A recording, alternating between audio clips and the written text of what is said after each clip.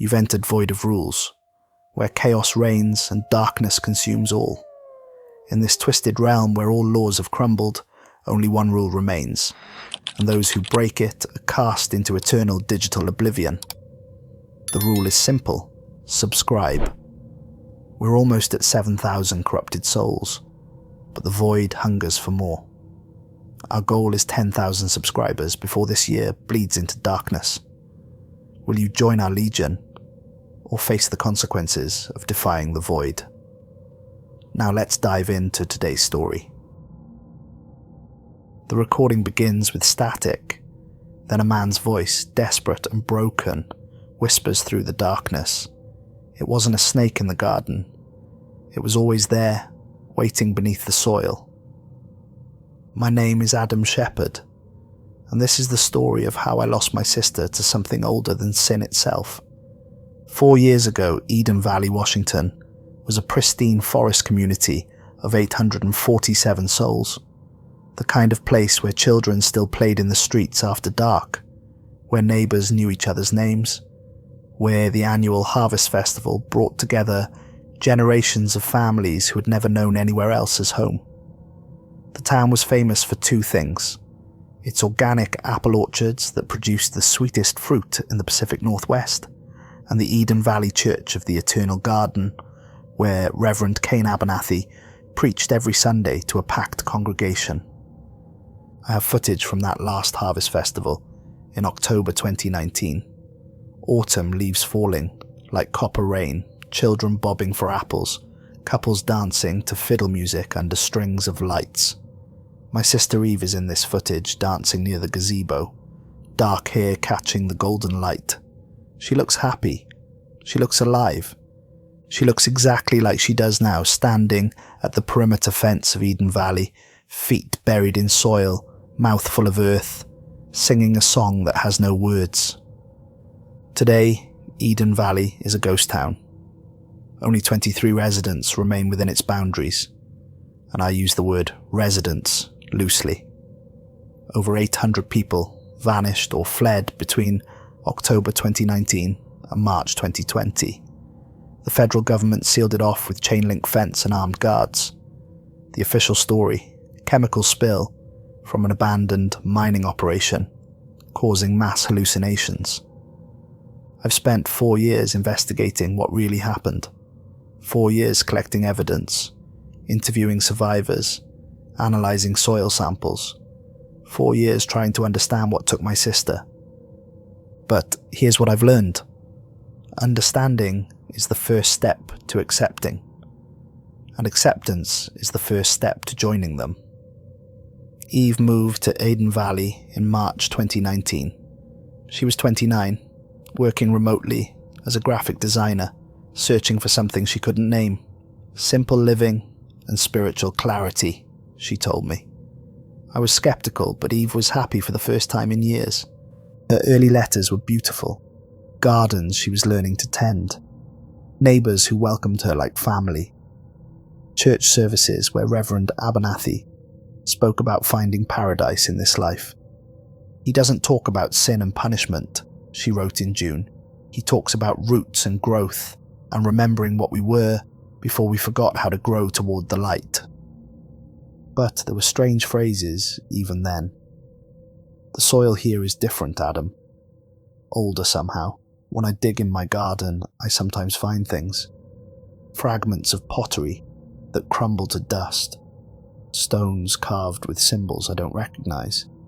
Once I found what looked like a bone, but it had too many joints. I showed it to Reverend Cain. He told me to bury it again. He said some things are meant to stay in the soil. The phone calls started getting strange in September. Eve's voice would drift mid-sentence, as if she was listening to something I couldn't hear. On September 28th, I recorded our conversation. Adam, you should see the gardens here. They're older than anyone knows. Reverend Cain says we're just remembering what was always here. Eve, you're not making sense. What do you mean, remembering? Long pause. In the background, something like wind chimes, but deeper, more resonant.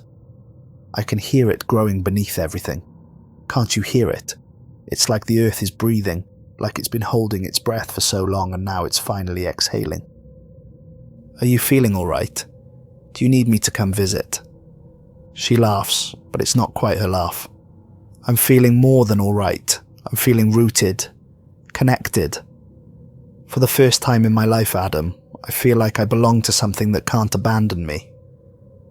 That should have been my warning, but I was busy with other projects. I told myself I'd visit in November. I told myself Eve was just going through a phase. I was wrong, and my delay cost me everything. I obtained audio recordings from the church services that fall. I paid a former resident who fled in late October, Abel Morrison, now in a psychiatric facility. What I heard convinced me that something was fundamentally wrong in Eden Valley long before anyone disappeared. October 6th. Reverend Abernathy's voice is smooth, cultured, with a hint of southern warmth. "Brothers and sisters, we have been taught that the serpent tempted Eve with forbidden fruit. But I tell you the truth, the serpent did not come from outside the garden.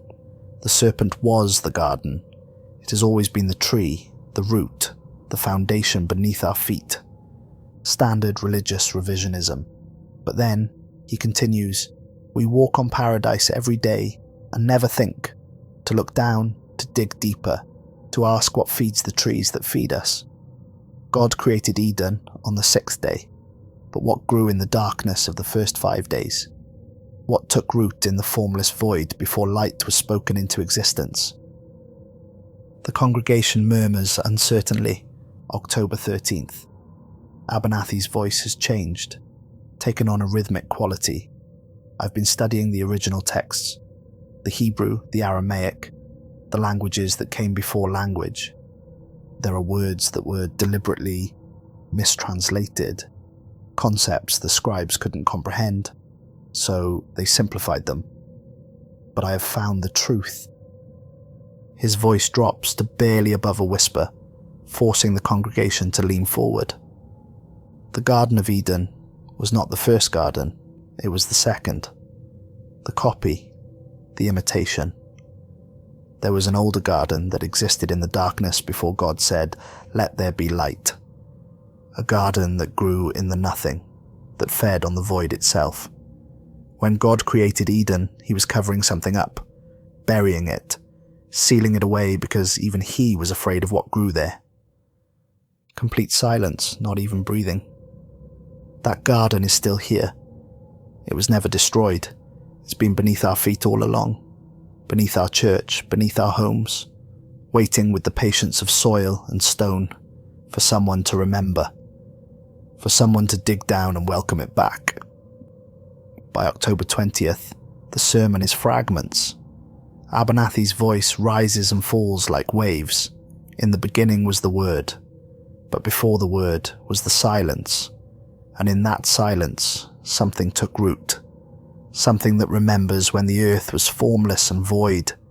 Something that remembers the taste of darkness before light existed to define it. Then he starts speaking in a language I don't recognize. Words that sound like soil sliding over stone, like roots cracking through concrete. And the congregation responds in the same language, speaking in perfect unison. Abel Morrison kept those recordings. When I visited him at the facility, he was thin, gaunt, hands trembling constantly. We met in the common area, lights bright, doors open. He insisted. They stopped blinking, he tells me. Mid-October, people would go minutes without blinking, just staring at Reverend Cain with these wide, dry eyes. When did you first notice? October 15th, my daughter's birthday. We were having cake after the evening service, and I realized everyone was staring at the floor. Not eating, not talking, just staring down at the linoleum like they could see through it. My daughter started crying, said she could hear something under the floor, said it was calling her name. Abel's hands clench. That night, I took my family and left, packed everything and drove straight through to Oregon. My wife thought I was crazy. We'd lived in Eden Valley for 12 years, but I knew something was wrong. I could feel it in my bones, like the air pressure was changing, like something massive was surfacing from deep water. Your family, where are they now? His face crumbles. My wife went back 3 weeks later, took our daughter, said she'd been having dreams that showed her I was sick, not them, that I was confused about where home is. Did you try to get them back? I called the police. They did a welfare check, found them perfectly healthy. My daughter told the officer, Daddy forgot where home is, but we remember. We remember the garden. Abel looks at me with tears in his eyes. That was November 7th, 2 days before everything happened. I would have gone back for them, but then the town went dark, and now they're behind that fence, and I can't. He breaks down. The interview ends there. But before I left, he whispered, the dreams haven't stopped, even here, even with the medication. Dreams of my daughter standing in a garden that shouldn't exist, holding hands with things that look like people but aren't. And she's happy, Mr. Shepherd. She's singing, and in the dreams, I want to join her. I want to go home. 2 weeks after I interviewed Abel, he was found dead in his room. Suicide by hanging. Officially. But the orderlies told me something strange. His feet were black when they found him, covered in soil up to his ankles. And the soil was growing, small green shoots emerging from his skin. They cleaned it up quickly. Didn't report it, but I saw the photographs before they were destroyed. The same impossible plants that grow in Eden Valley. The same colours that hurt to look at directly. Abel didn't escape. None of them do. The incident at Noah Pritchard's orchard happened October 24th. Noah owned over 200 acres of apple trees, his family's legacy for 3 generations. At 6:47 in the morning, he called 911. Something's wrong with the trees, all of them. They changed overnight. The fruit. You need to send someone, please, something's very wrong. Officer Ruth Daniels responded. She lives in Montana now, as far from Washington as she could get. During our phone interview, her voice was flat, emotionless. I got to the Pritchard orchard around 7:15, fog rolling through the trees, thick and low. Noah was standing in the middle of his orchard. I called out, but he didn't respond. When I got closer, I saw the trees. Silence for a long moment. Every apple had split open from the inside. Not rotted, split clean. The flesh inside wasn't white. It was black, like wet soil. And Noah was eating them. Black dirt falling from his mouth. What did he say? He smiled at me. The most peaceful smile I've ever seen. He said, Officer, you must try them. They taste like the garden before the fall. They taste like what we were supposed to be.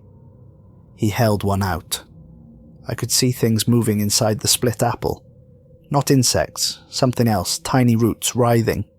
Did you take it? Long pause. I wanted to. The smell was intoxicating. Like fresh earth after rain and something ancient.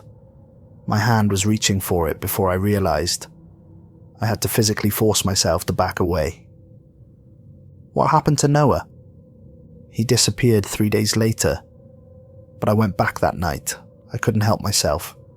Noah was there at midnight, standing under his trees. But he wasn't alone.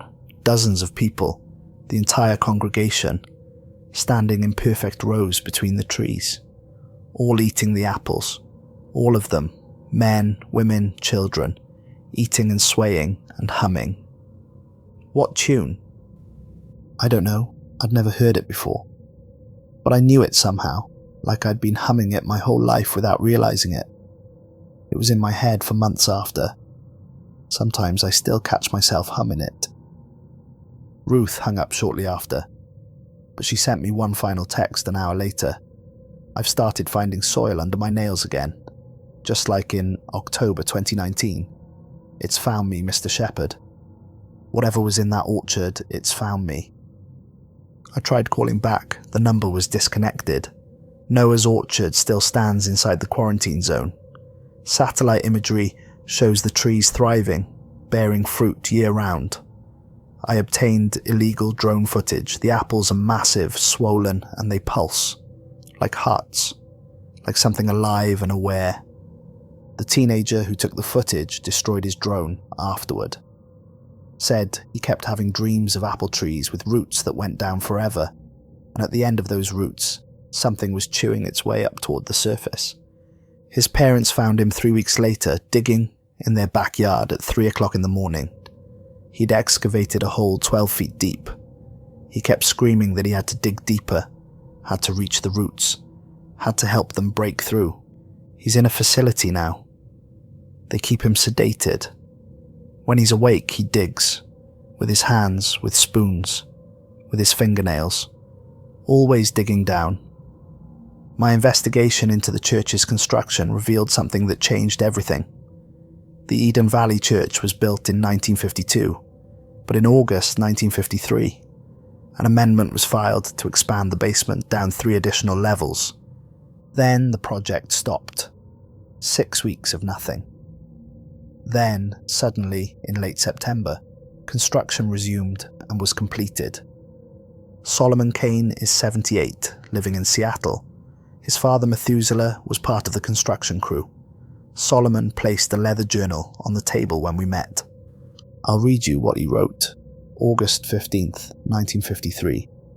We found it at 30 feet down. Thought it was an old root system at first. But roots don't have joints. Roots don't have segments like vertebrae. And roots don't move when you shine a light on them. Solomon looks up. He goes on, Foreman Samuel made us stop. He went down into the pit alone with a lantern and a Bible. 3 hours later, when he came back up, his hair had gone white. Every bit of colour. He was 34 years old. He made us bury it again. Pour concrete over it 3 feet thick. Made each of us swear we'd never speak of it. He said some doors should stay closed. Some gardens should stay buried. The foreman, Samuel Hayes, what happened to him? He left Eden Valley the day the church was completed. Moved to Alaska. My father tried to contact him in 1974. Samuel hung up as soon as my father mentioned Eden Valley. Solomon pushes the journal toward me. But here's the part that keeps me awake. September 20th, 1953. Construction is complete. The new pastor arrived today. Young man named Abernathy. His father was on the original crew that found it. His father was Samuel Hayes. The room tilts. Reverend Cain's father was the foreman. Samuel Hayes changed his name when he left. Became Samuel Abernathy. Moved to Alaska, got married. Had a son, named him Cain. And when that son turned 21, Samuel told him everything. Then Samuel took his son back to Washington and showed him. How do you know this? Solomon turns to another page. My father wrote about it, October 1974. Samuel Hayes returned today, brought his son. I saw them at the church, saw them go down into the basement. Hours later, they came back up. The son was smiling. The son understood. Samuel looked relieved, like he'd finally passed on a burden he'd been carrying for 21 years. A week later, Samuel was dead. Heart attack, the certificate said. But my father wrote, Samuel died the moment he showed his son what grew beneath. He'd been waiting to die, waiting for someone to take over the tending. Now the garden has a new gardener. Where is Reverend Abernathy's father buried? Solomon closes the journal. Eden Valley Cemetery. Plot 13, row 7. I went there in 2018. The grave was there, but the ground around it was wrong. Nothing grew within 10 feet. Complete dead zone. Except, right on top of the grave, a perfect circle of grass. Greenest grass I'd ever seen. Unnatural green. And in the centre, an apple tree. Not planted, just growing wild. I picked one of the apples, thought about eating it. Got it halfway to my mouth before I realised what I was doing. Threw it down and left. Had nightmares for months. What kind of nightmares? Standing in a garden in complete darkness, couldn't see anything, but I could hear someone digging nearby. and a voice, Samuel Hayes' voice, though I never met the man, saying, "I'm almost through, just a little deeper. The garden is almost ready to bloom again." I left Seattle with that journal. That night in my hotel room, I read every entry. The final one, dated January 3rd, 1998, the day before Methuselah died. I am 73 years old. I have carried this secret for 45 years. But the dreams have gotten worse. Every night I dream of the thing we buried beneath the church. And every night it is closer to the surface. I can hear it breathing through the concrete. I can hear it growing. Cain Abernathy knows what he's doing. He's been preparing the soil, preparing the congregation. When it breaks through, when it blooms, we will all remember where we came from. We will all go home to the garden. I'm not afraid anymore. I welcome it. I'm tired of running, tired of pretending I don't belong to the soil. Methuselah Cain died in his sleep that night. The autopsy showed nothing unusual, but his wife told me when she found him the next morning, he was smiling, and his hands were buried in the potted plant on his nightstand, fingers tangled in the roots, black soil packed under every nail. In November 2019, Reverend Abernathy began inviting specific congregation members to pray in the deep places. My sister Eve was among the first chosen. She called me on November 5th, excited, breathless. "Adam, Reverend Cain asked me to join the inner garden. We're going down into the lowest level of the church, down to where the real work happens. He says I'm ready. He says I've been listening." Listening to what? To the soil, to what's growing beneath us. Oh, Adam, I wish you could hear it. It's like a song, but deeper than music. It's the first sound, the sound that existed before God spoke. It's been singing since before there were ears to hear it. "Eve, this doesn't sound healthy. Come visit me, just for a weekend." She laughs. "I can't leave now. Not when we're so close. The garden is almost ready to bloom. We just need to prepare the soil a little more, and then we'll see what's been waiting beneath us all along. We'll see what God was so afraid of, that he buried it under 6 days of creation." "Eve, you're scaring me. Don't be scared, be excited. We're going to witness something beautiful, something that hasn't been seen since before light existed. We're going to become part of it. We're going to go home." That was November 5th. 3 days later, 10:43 at night. Her final text, "Danny, I went down into the lowest level tonight. I saw what Reverend Cain has been growing down there. It's beautiful. It's been waiting so long to bloom. It knows my name, Adam. It's always known my name. It whispered it to Mum when she was pregnant with me. It's been calling me home since before I was born. I'm not lost, Adam. I'm found." I called immediately. The phone rang once, went to voicemail. Again and again through the night, nothing. I called Eden Valley Police the next morning. They sent someone to her house. Empty. Car in the driveway, phone on the kitchen table, battery dead. Eve was gone. November 9th, 11:47 at night. The last 911 call from Eden Valley. A woman's voice panicked. They're all digging. All of them. I can see them from my window, every house on the street, digging through their floors. The sound is everywhere, scraping and digging, and something else, something moving, beneath the ground, moving up toward us. Please, you have to send someone before they reach it. Before they... Wood splintering. A door opening. Reverend Cain Abernathy's voice, calm and gentle. "Sister Delilah, why do you run from paradise? Why do you flee from home? The garden has been waiting for you since before you were born. Your name is written in the soil. Your place is prepared. Come down with us. Come down and remember what you are." Delilah screaming. The sound of digging, closer. Multiple voices in unison. "Come down, come home, come back to the garden." The call ends. Eden Valley went silent after that. No more calls. No more communication. The town disappeared from the world for 6 days. State Trooper Job Winchester performed a welfare check on November 15th. Job is 51 now, working courthouse security in Seattle. He gave me his complete body camera footage on the condition I never reveal how I obtained it. Job arrives in Eden Valley at 2:15 on a Friday afternoon. Beautiful autumn day. Town looks normal, but the streets are empty. Completely empty. No people, no dogs, no birds. The silence is absolute. He starts knocking on doors. First house, door ajar. He pushes it open. Everything pristine inside. Clean dishes, mail on the table, family photos on the walls. Except the living room floor has been excavated. A hole 6 feet across, going down at least 20 feet. Rough walls showing layers of soil and stone. At the bottom, darkness, and the sound of breathing. Not human breathing, slower, deeper. Like the earth itself drawing breath, every house is the same, massive holes dug through the floors, all going down into darkness, all exhaling that slow, deep breath.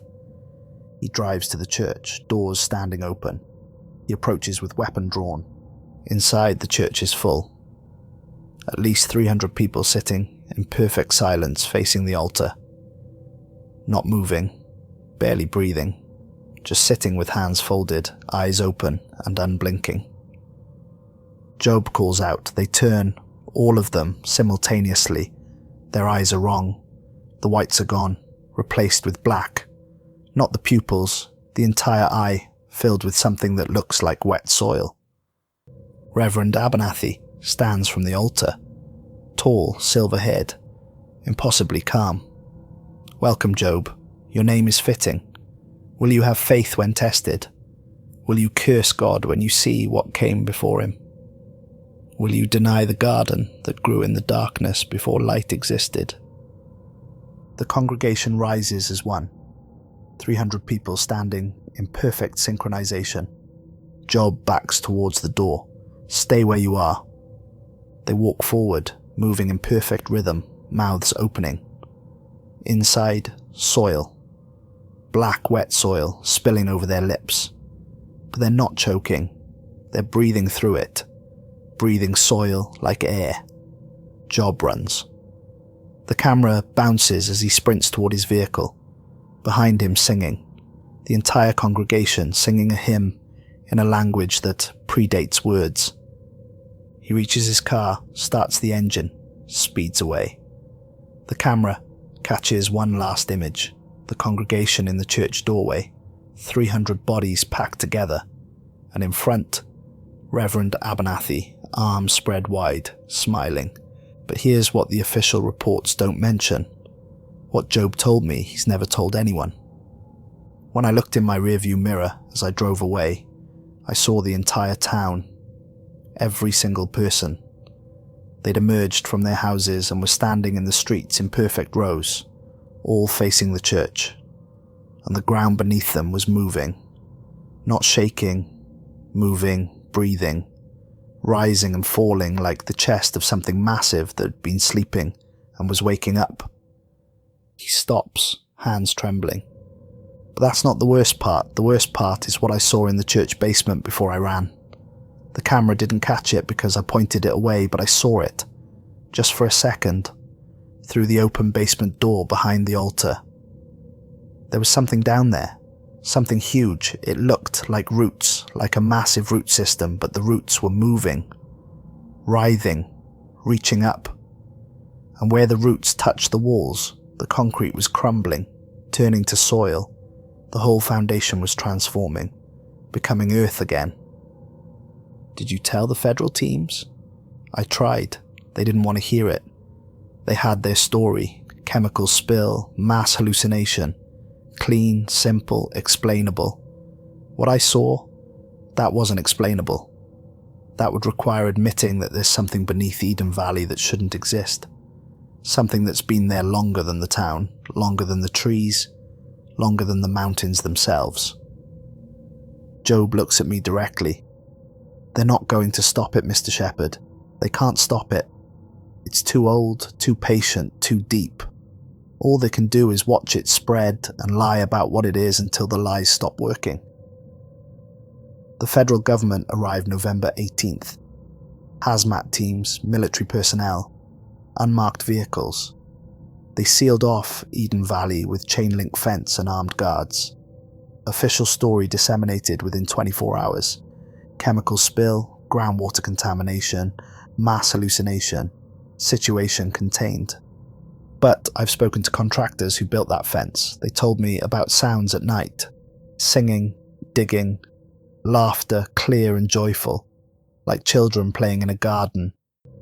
They told me about soil samples that grew overnight in sealed containers, about plants that sprouted from their equipment, about dreams they started having the moment they set foot in Eden Valley. 3 of those contractors are dead now, suicides officially, but I've seen the crime scene photos. All 3 were found in their backyards, buried up to their necks in soil. They dug themselves, mouths open and filled with earth, eyes staring up, or perhaps staring down, looking through the earth at what waits below. I've tried to enter Eden Valley 4 times. The 4th attempt was 2 weeks ago, April 12th, 2024, 2 o'clock in the morning.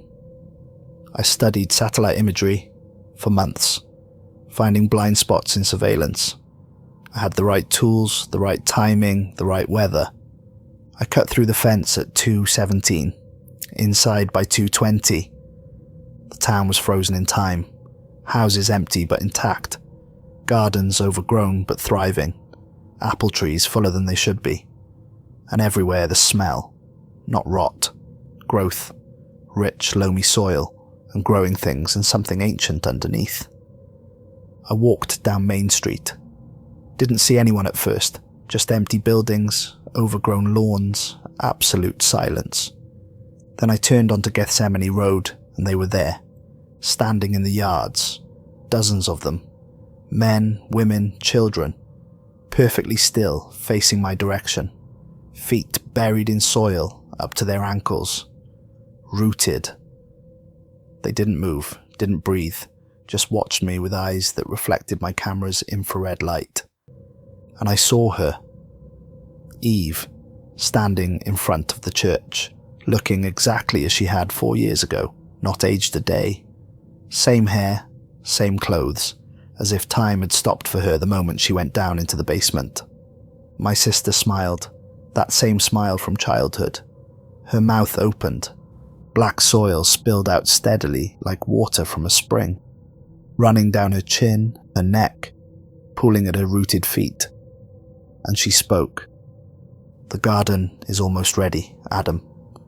We're growing something beautiful, something that was here before the word, before the light. Father Cain says you can join us. He says there's a place prepared for you in the soil. Your roots are already waiting. Mum planted them when she was pregnant with you. Every shepherd has roots in this garden. We all come home eventually." The other figures began to move, not walking, gliding, their bodies leaning toward me while their feet stayed planted. Getting closer without taking steps. I ran. God forgive me. I left my sister there, and I ran. But before I reached the fence, I heard them singing. The entire town, every voice in harmony. And this time, I understood it. Not the words. There were no words. But the meaning, resonating in my bones. You are soil pretending to be flesh. You are roots pretending to be veins. You are garden pretending to be human. Stop pretending. Come home, bloom. I made it through the fence at 2:34. 14 minutes inside Eden Valley. I haven't been the same since because every night I dream of gardens. Gardens that exist in the space before creation. Gardens that grow in the nothing, feeding on void itself. Gardens where my sister waits, rooted and patient, tending things that should not grow. And the dreams are beautiful. I have evidence. Satellite imagery spanning 4 years. The vegetation spreads from Eden Valley in a perfect circle, growing exactly 3 feet per year. Not randomly, with purpose, following a plan. I collected soil samples from the perimeter. Dr. Jonah Reeves, a botanist, spent 3 weeks analysing them before calling me. I can't keep these anymore. The cellular structure is familiar but altered. It's like looking at plant DNA and finding sentences written in the genetic code. Not random mutation, sentences, instructions.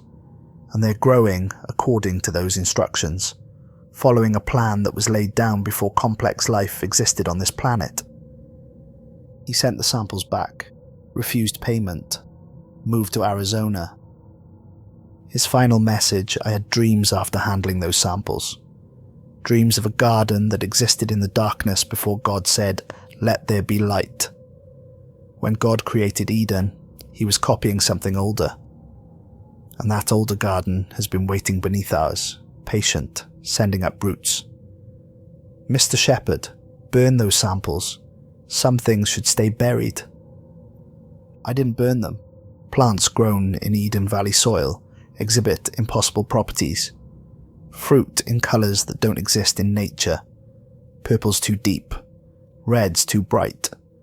Vegetables that never rot, but continue growing even after harvest, swelling until they split open, filled with black soil and small writhing roots. Flowers that bloom at night and close during the day. Growing toward a different sun. One that shines in darkness. All of it beautiful. All of it wrong. At current growth rate, the circle will reach Bethel Springs in 15 years. Population 1,243. They don't know what's coming. But here's what terrifies me. There are other circles. 47 of them across the Pacific Northwest. Small at first, but growing at the same rate, 3 feet per year. Near Portland, where I live. Near Seattle, where Job lives. Near Eugene, where Abel's facility stood. Near every location that had Eden Valley residents relocate. The garden isn't contained. It never was. It spread through the people who left, through everyone exposed, through everyone who dreams, through me. 3 months ago, I started having the dreams every night. I wake up with dirt in my bed, black soil under my fingernails, despite showering before sleep, soil in my mouth. I don't sleepwalk. I don't have plants in my apartment, but the soil finds me anyway. Last week I woke at 3 o'clock in the morning to singing. That hymn drifting through my walls. I looked out my window, 4th floor, 300 miles from Eden Valley, and saw them. 12 figures in the parking lot below, perfectly still, facing my window. Former Eden Valley residents. People who thought they'd escaped. Swaying, singing, black soil dripping from their mouths. 5 minutes later, they were gone. But the asphalt where they'd stood was cracked, small green shoots pushing through, growing impossibly fast in the darkness. I went down at dawn. The cracks were still there. Plants still growing, twisted vines with leaves in colours that hurt to name. I poured bleach on them, pulled them up, bagged the soil. An hour later, new growth had emerged. Stronger. I don't park there anymore. I don't look out that window. But 3 days ago something changed. I woke at 3:47 to singing inside my apartment. I know I was awake. I could feel the sheets, see the clock, hear traffic below. The singing came from my living room. I grabbed my camera. The living room was empty. But my coffee table had been moved, and in the center of my floor was a hole. 2 feet across, going down into darkness. I live on the 4th floor. There shouldn't be anything below, except Mrs. Patterson's apartment. I called her that morning. She slept fine. Her ceiling is intact. This hole doesn't go to her apartment. It goes somewhere else. I recorded video. At the bottom, maybe 8 feet down, there's soil. Black, rich soil. And it's moving. Breathing. I can hear it breathing, I whispered. And I can hear something else, something moving down there. Something growing. I held up my hands, every fingernail black with soil, despite having scrubbed them raw. Eve tried to tell me in her last message, she said it knew her name, that it had always known her name. I understand now. It knows all our names. It whispered them before we were born. It's been calling us back since the beginning. That was 3 days ago. The hole has grown, 8 feet across now. I can't get to my front door without walking around it. The breathing is louder. Sometimes I hear voices down there singing. Sometimes my sister calling my name. Last night I stood at the edge for 5 hours. Just stood there looking down, listening to the breathing, the singing, the whisper of roots growing through stone. It would be so easy to jump, so easy to let go, to fall into the soil, to finally stop fighting. I didn't jump, not yet, but something happened while I stood there. A hand reached up from the darkness. A woman's hand, pale and delicate, fingers caked with black soil. It grasped the edge, and then another hand appeared. And slowly someone began to climb out. I should have run, but I stood frozen, watching as she emerged from the hole. Eve, my sister, pulled herself out of the earth and stood before me, dirt streaming from her hair, her clothes, her skin. She looked exactly as I remembered, but her eyes were completely black, filled with something that looked like wet soil but moved like liquid night. She smiled. "Hello, Adam. You're not real. You're in Eden Valley. This is a dream. I'm in Eden Valley, and I'm here, and I'm in the soil beneath Seattle, beneath Portland, beneath every city. The garden is everywhere now. We're everywhere, growing, spreading, preparing for the great blooming." She took a step toward me, leaving wet footprints of black earth. "Do you want to know what Reverend Cain showed me in the church basement? Do you want to know what's been growing beneath Eden Valley since before the mountains rose?" "No." "Liar." She smiled wider. "You've wanted to know since you started investigating. You've wanted to understand. That's why you can't stop. That's why you keep digging, keep investigating, keep getting closer. You're not trying to save me, Adam. You're trying to join me. That's not true, isn't it?" She reached out and touched my chest, right over my heart. Her hand was cold and wet and smelled like rich soil after rain. "Your heart has been slowing down. Did you notice? 60 beats per minute 6 months ago. 55 now. Soon it will beat once per minute, once per hour, once per day. And then it will stop and you'll realize it was never beating at all. It was roots, Adam, growing through your chest, pulsing with sap instead of blood."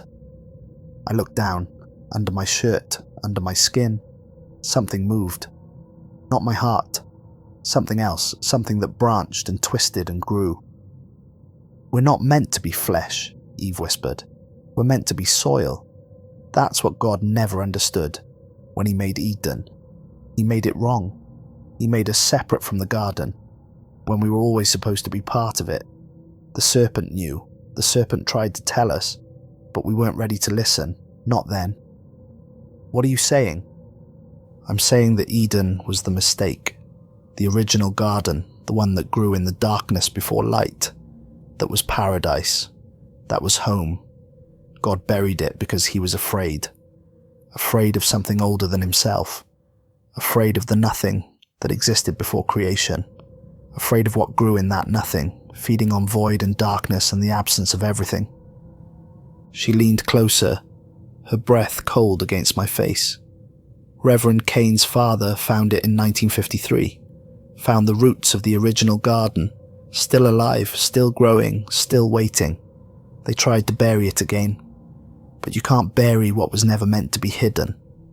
Cain understood. His father showed him, and Cain understood.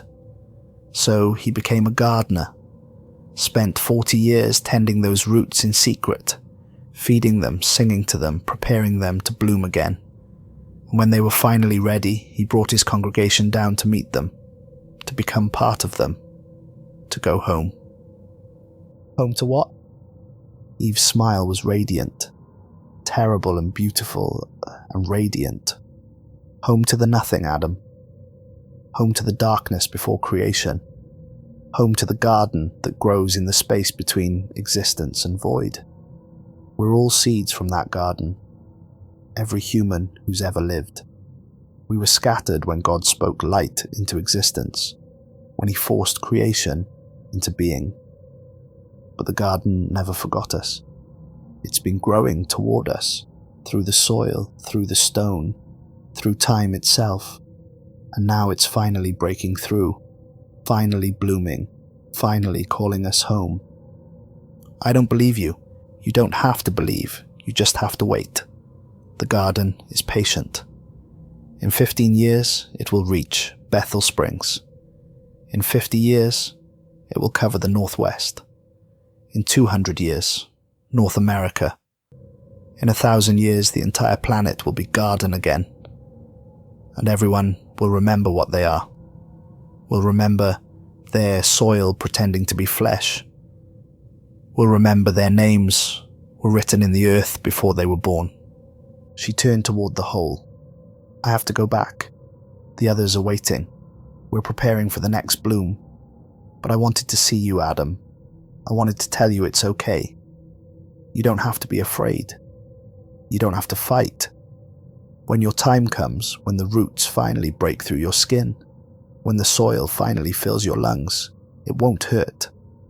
It will feel like waking up, like coming home. She stepped to the edge, looked back one last time. I love you, brother. I'll see you soon, down in the deep places, down where the garden grows. And then she fell backward into the darkness, arms spread wide, smiling, and disappeared. I stood there for hours, staring into that hole, listening to the breathing, the singing, the whisper of my name rising from the depths. When I finally backed away, I looked at my hands. My fingernails weren't just black anymore. They were splitting, cracking open, and beneath them small green shoots were emerging, tiny leaves, growing from inside my fingers. I tried to pull them out. They grew back immediately, stronger. I went to the Eden Valley perimeter fence yesterday. Dawn, standing at the chain link barrier. Security is minimal now, as if the government has given up.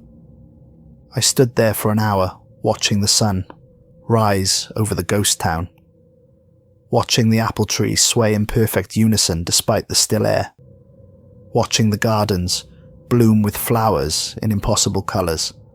And I saw them, the returned, 24 now, standing just inside the fence, rooted, facing outward, waiting. Eve was there, standing in front of the church. She turned when I called her name, smiled, opened her mouth and let the black soil spill out. Soon, Adam. Soon you'll stop fighting and come home. We can feel you growing toward us, every night a little closer, every dream a little deeper. Your roots are almost long enough. Just a little more time. Behind her, the church doors stood open, and in the darkness beyond, something moved, something vast, something ancient, something that existed before God said, "Let there be light."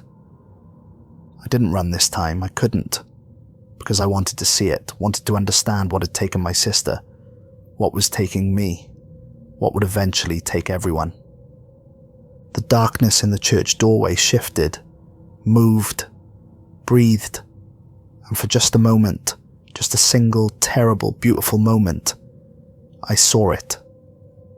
It wasn't a plant, it wasn't roots, it wasn't anything that should exist. It was the absence of everything. The nothing that existed before creation. But it was alive, aware, hungry, and it had been growing in that nothing for eternity, growing without light, without soil, without anything, growing in the pure void, feeding on the absence of existence itself. When God spoke creation into being, he pushed that nothing back, buried it, sealed it beneath layers of reality, but it never died. It never stopped growing. It just grew in the spaces between things, in the darkness beneath the soil, in the silence before sound, in the void before thought. And humanity, we're made from that nothing. We're fragments of it, scattered and shaped into flesh by God's words. But we've always belonged to the nothing. We've always been seeds from the original garden, the garden that grew before light, before life, before anything. Eden Valley found where the nothing was closest to the surface, and Reverend Cain opened the door. Now it's coming back, slowly, patiently, growing through the soil, through the people, through reality itself, taking back what was always meant to be garden, taking back what was always meant to be nothing. I saw this, I understood this, and the understanding didn't terrify me. It felt like relief. I came home, started writing this. The hole in my living room is 12 feet across now. I have to press myself against the walls to reach my desk. The breathing from below is so loud I can barely think. The singing never stops. And I've started to understand the words. They're not words. They're older than words.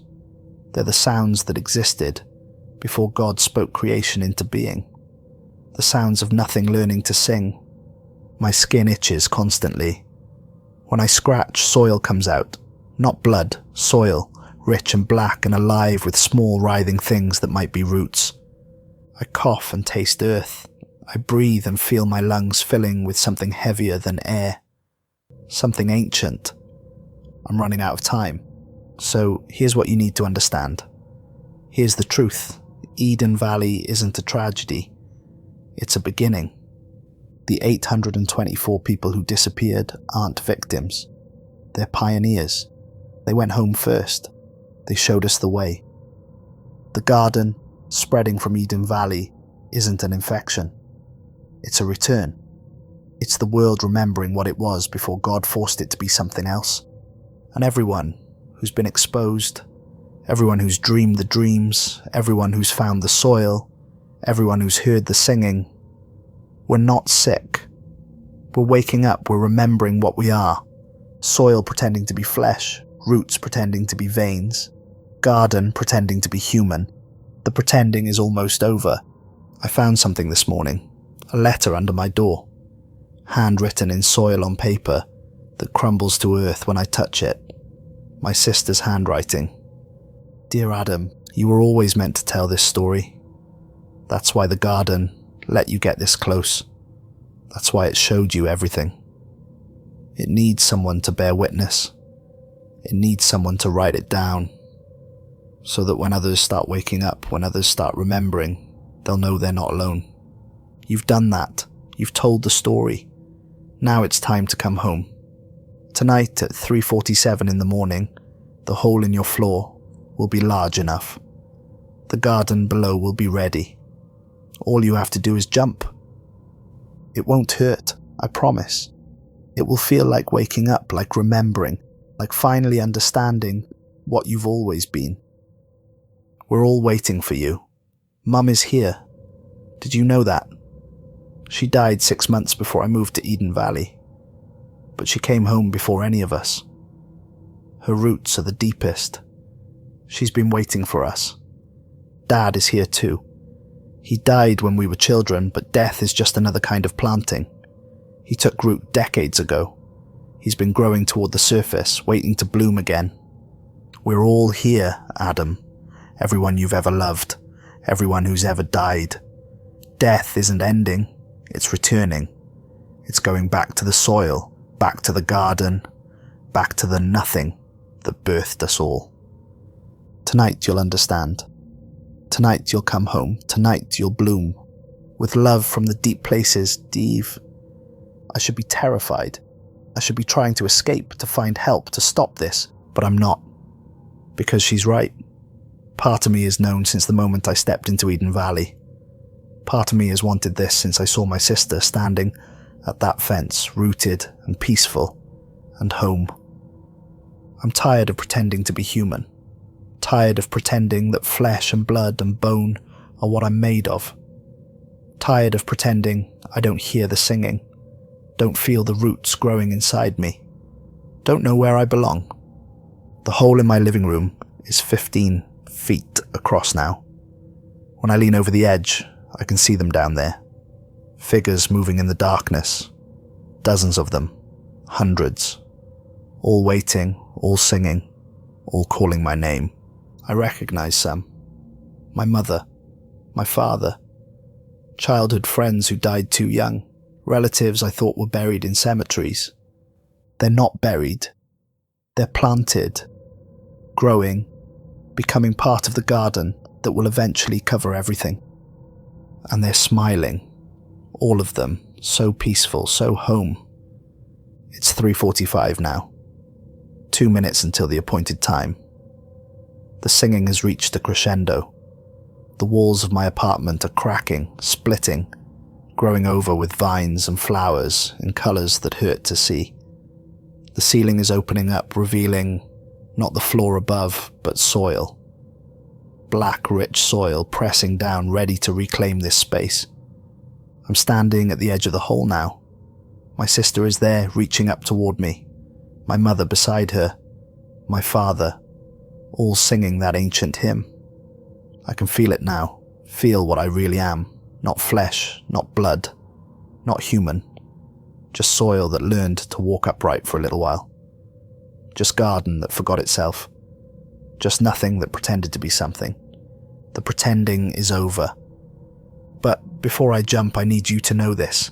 If you're reading this, if you've followed my investigation this far, if you've spent time thinking about Eden Valley and the garden and what it means, it's already too late for you.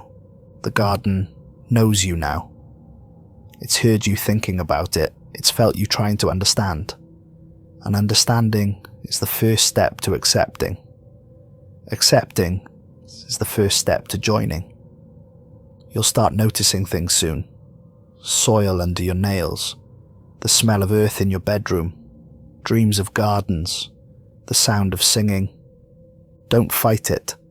Fighting only makes the transition harder. Just accept it. Remember what you are. Remember your soil pretending to be flesh. Remember you've always belonged to the garden. And when your time comes, when the hole opens in your floor, when the roots break through your skin, when the soil fills your lungs, don't be afraid. It's not death. It's not an ending. It's going home. It's 3:47. The singing is so loud now, so beautiful. My sister's hand is stretched up toward me, fingers spread, waiting. I can see what I'll become down there. I can see my roots spreading through the earth, connecting to Eve's roots, to my mother's, to my father's, to everyone who's ever died, to everyone who's ever lived.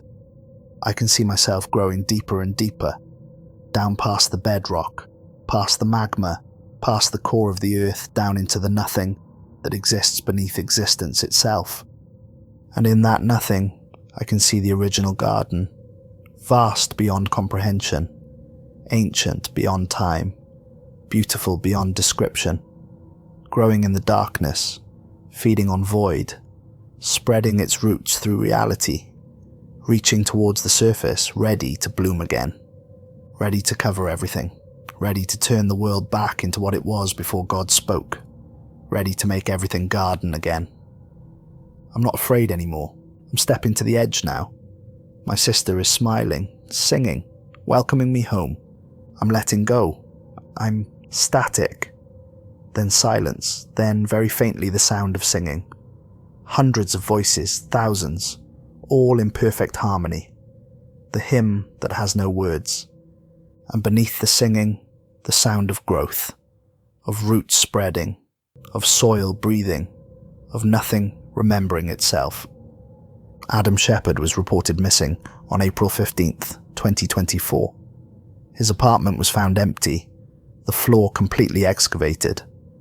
The walls were covered in growth, plants in colours that had no names, flowers that bloomed in darkness.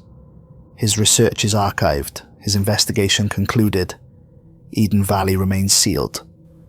But the garden continues to grow, 3 feet per year, 47 circles spreading across the Pacific Northwest. Soon they will merge. Soon they will cover the entire region. Soon they will spread everywhere. Soon everyone will hear the singing. Soon everyone will remember. Soon everyone will go home. Satan's shadow wasn't cast over Eden. Satan's shadow was Eden itself, the garden that existed before God, the garden that will exist after God, the garden that we all belong to, whether we remember or not. The serpent in Eden wasn't a tempter, it was a reminder. It tried to tell us we came from something older than paradise, something deeper than heaven, something more true than salvation. It tried to tell us to look down, not up, to dig deep, not climb high, to return to the soil, not escape to the sky. And now finally, after thousands of years of forgetting, we're beginning to remember. The garden is calling us home, and soon, very soon, we'll all answer. If you are reading this, you have been exposed. The garden knows you now. It will find you. It will call you. And when your time comes, you will answer. This is not a warning. Warnings imply you can escape. You cannot escape what you are. You cannot escape what you've always been. This is simply a reminder. You are soil pretending to be flesh. You are roots pretending to be veins. You are garden pretending to be human. Stop pretending. Come home. The screen cuts to black, and in the darkness the sound of soil moving, roots growing, the earth breathing, waiting, patient as stone, ancient as darkness, inevitable as death. The garden is growing toward you, 3 feet per year, always closer, always patient, always home. Welcome back to the garden. We've been waiting for you.